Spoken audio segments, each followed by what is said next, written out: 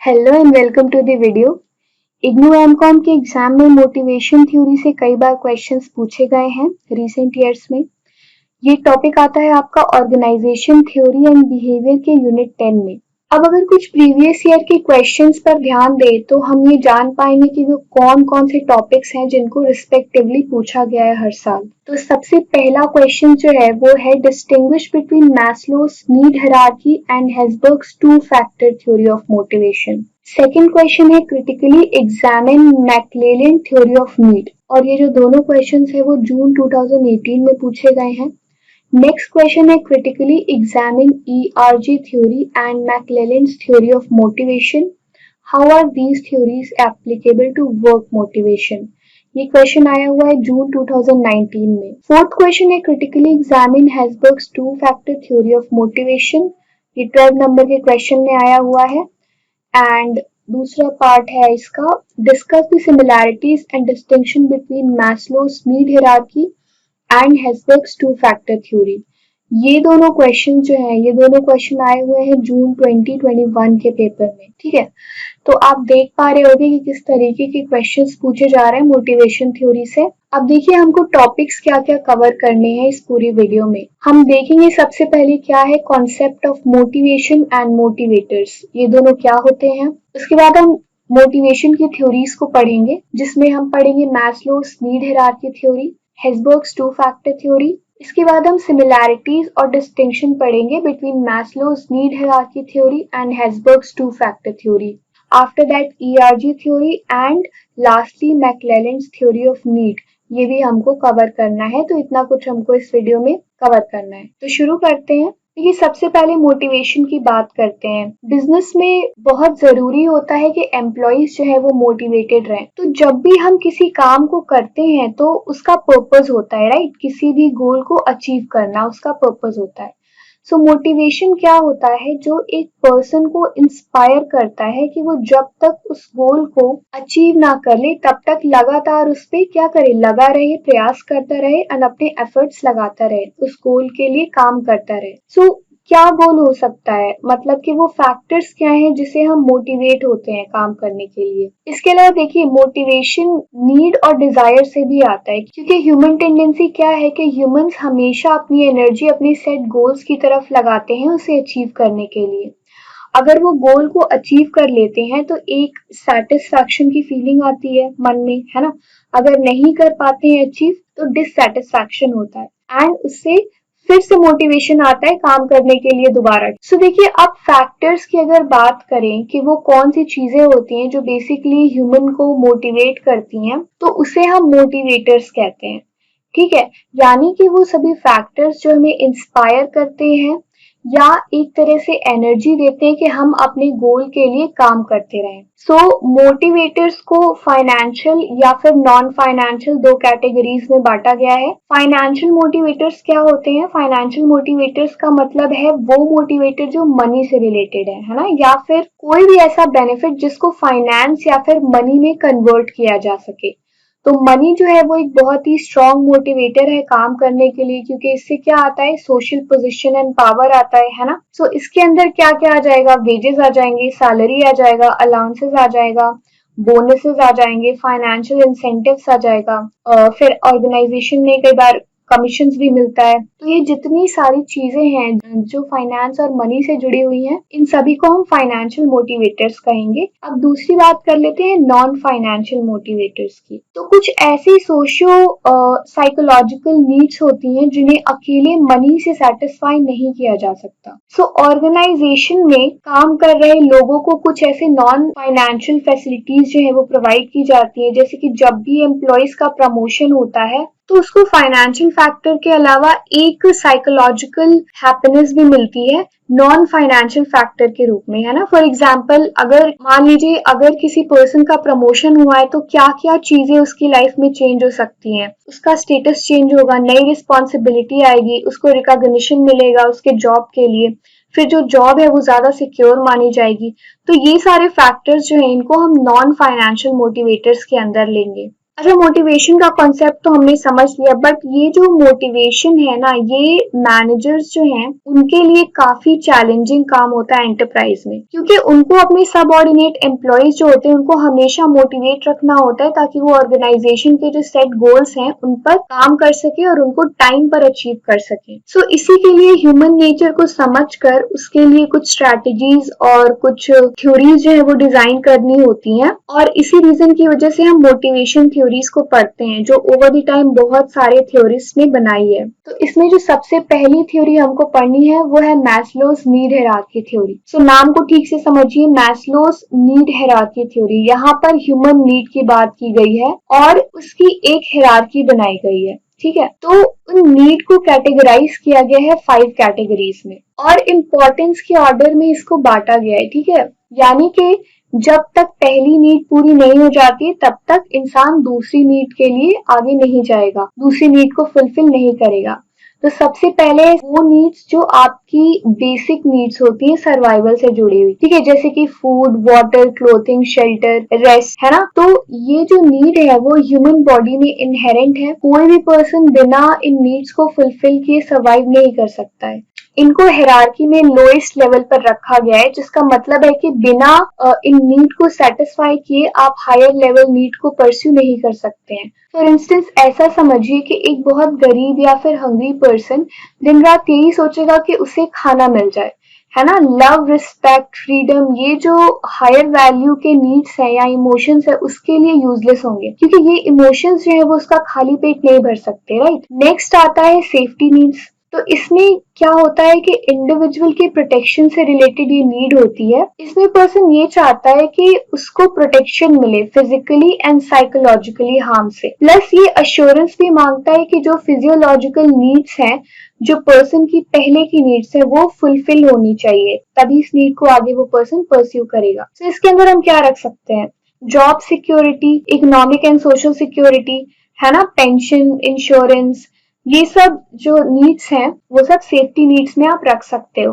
सो देखिए, इसमें एक चीज ध्यान देने वाली ये है कि फिजियोलॉजिकल नीड्स पूरी हो जाती है तभी इंसान सेफ्टी नीड्स की तरफ मुड़ता है अकॉर्डिंग टू मैस्लो, ठीक है। आफ्टर दैट सोशल नीड्स आते हैं। तो सोशल नीड्स जुड़ी होती हैं हमारे डिजायर से। जो हमारा एक सोशल सर्कल होता है, जो फ्रेंड्स होते हैं हमारे, एक अफिलिएशन की फीलिंग हमें जो आती है सोसाइटी से, बिलोंगिंगनेस की जो फीलिंग आती है सोसाइटी से, एक्सेप्टेंस हमें चाहिए होता है सोसाइटी में, अफेक्शन चाहिए होता है लोगों का, सपोर्ट चाहिए होता है ना, अश्योर करने के लिए कि हम भी सोसाइटी का पार्ट है। तो ऐसी चीजें या फिर फीलिंग्स जो होती है इंडिविजुअल की, तब वो मोटिवेटर का काम करती हैं जब उनकी फिजियोलॉजिकल एंड सेफ्टी नीड्स जो है वो कंप्लीट हो चुकी होती है या फिर फुलफिल हो चुकी होती है। नाउ हायरार्की में 4th नंबर पे सेल्फ एस्टीम या फिर ईगोइस्टिक नीड को रखा गया है, ठीक है। ये जो यहाँ पे एस्टीम लिखा है ना, that is self esteem.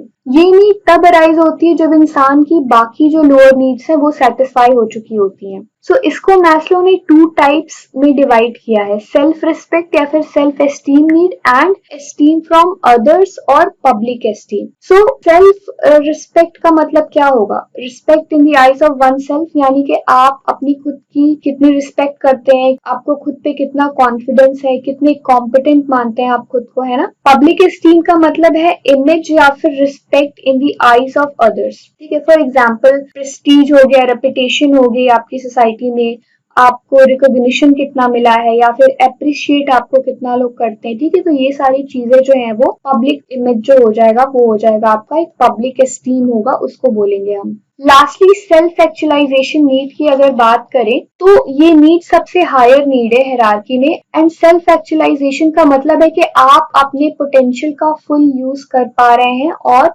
You have become the best version of yourself, है ना। अपने इनर पोटेंशियल को आप अच्छी तरह से रियलाइज कर पा रहे हैं, आप बेस्ट परफॉर्म कर पा रहे हैं अपने एरिया में। सो क्योंकि ये सबसे हायर नीड है तो इसको अटेन करना बहुत आसान नहीं होता है, काफी मुश्किल होता है। सो इस तरीके से ये जो 5 नीड्स है इनको मैस्लो ने डिस्क्राइब किया हुआ है।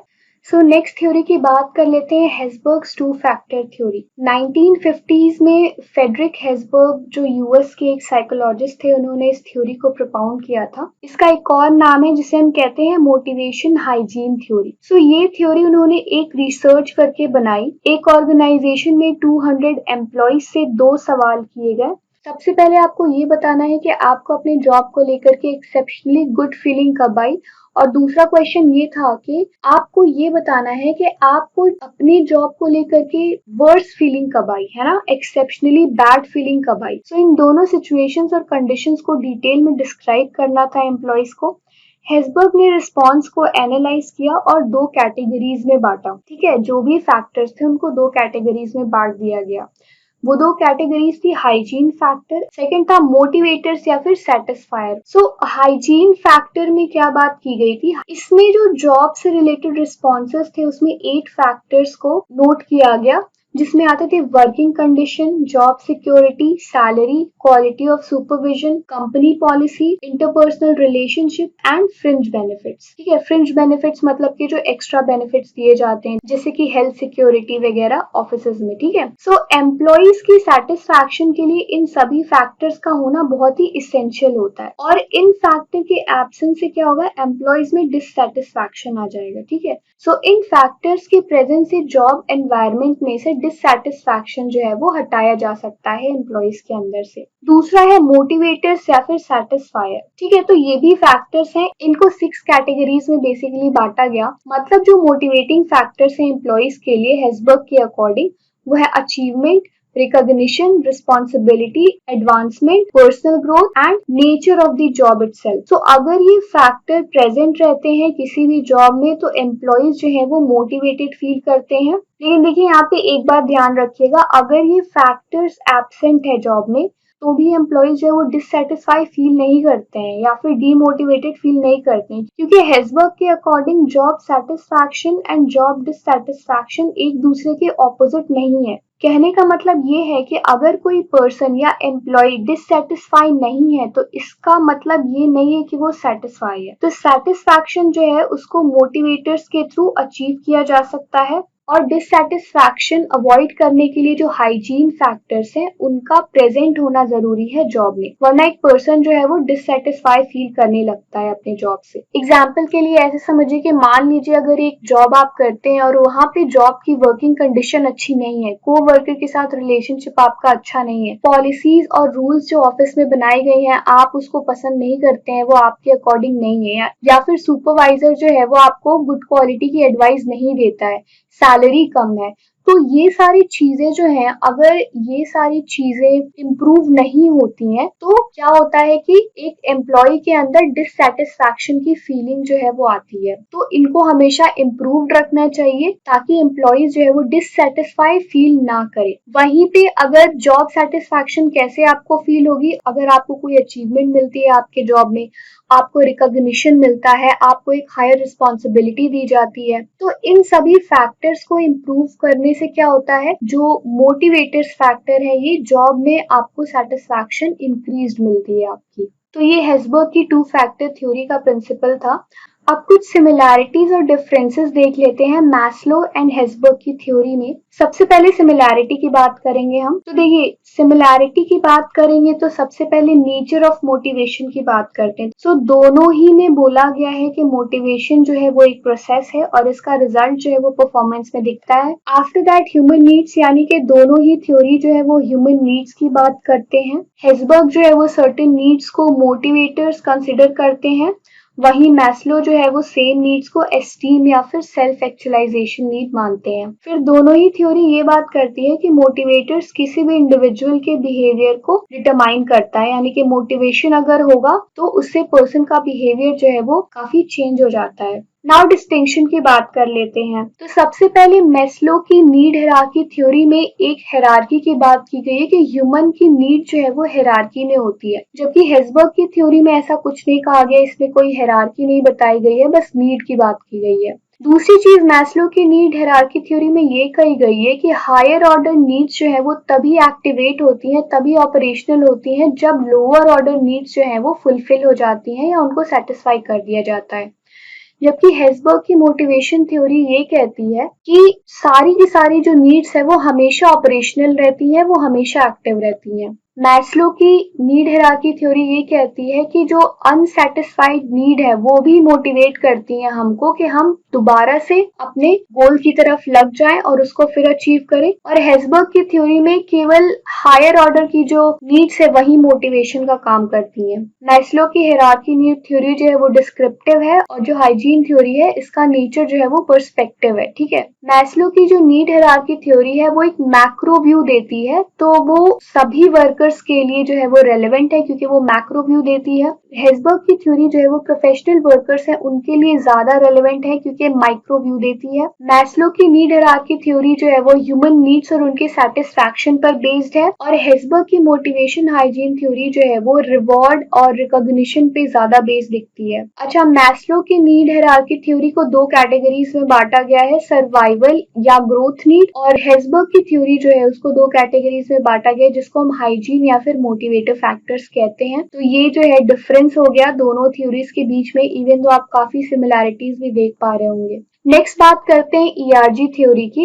ईआरजी थ्योरी का मतलब है existence, relatedness and growth theory. Clayton Alderfer ने ये थ्योरी जो है वो प्रोपाउंड की थी। इसको मैस्लो की जो नीड हायरार्की थ्योरी है उसका एक सिंपलर वर्जन हम कह सकते हैं। इसमें क्या बात की गई है कि 3 टाइप के नीड होते हैं जिसमें सबसे नीचे आता है एग्जिस्टेंस नीड, जो ह्यूमन बीइंग के सर्वाइवल से रिलेटेड होता है और सिमिलर होता है फिजियोलॉजिकल नीड और सेफ्टी नीड के जो मैस्लो ने दिया था। उसके बाद आता है रिलेटेड नीड्स जिसमें इंडिविजुअल के नेचुरल डिजायर की बात की गई है, जिसमें उसके सोशल रिलेशनशिप्स आते हैं, बिलोंगिंगनेस आती है। ये नीड जो होता है वो सिमिलर है मैस्लो के सोशल और एस्टीम नीड से। लास्टली आता है ग्रोथ नीड जिसमें बात की गई है पर्सन की लाइफ में ऑर्गेनाइजेशनल ग्रोथ की, फुल पोटेंशियल को यूज कर पाने की। इसको रिलेट किया गया है मैस्लो की सेल्फ एक्चुअलाइजेशन नीड से। अब देखिए इसमें एक बहुत इंपॉर्टेंट बात कही गई है, इसमें कहा गया है कि सारी की सारी नीड्स जो है वो साइमल्टेनियसली ऑपरेट कर सकती हैं, एक्टिवेट रह सकती हैं। एक नए डायमेंशन की बात की गई है जिसको नाम दिया गया है फ्रस्ट्रेशन रिग्रेशन। ठीक है, जिसका मतलब है कि अगर किसी इंडिविजुअल की हायर नीड्स फुलफिल नहीं होती हैं तो वो वापस आ जाता है अपने लोअर ऑर्डर नीड्स पर। मतलब कि अगर हायर ऑर्डर नीड्स को सेटिस्फाई नहीं किया जाता है तो पर्सन फ्रस्ट्रेट होकर के वापस आ जाता है लोअर ऑर्डर नीड को सेटिस्फाई करने के लिए। अनसेटिस्फाई हायर ऑर्डर नीड्स जो है वो लोअर लेवल नीड्स को वापस ले आती है।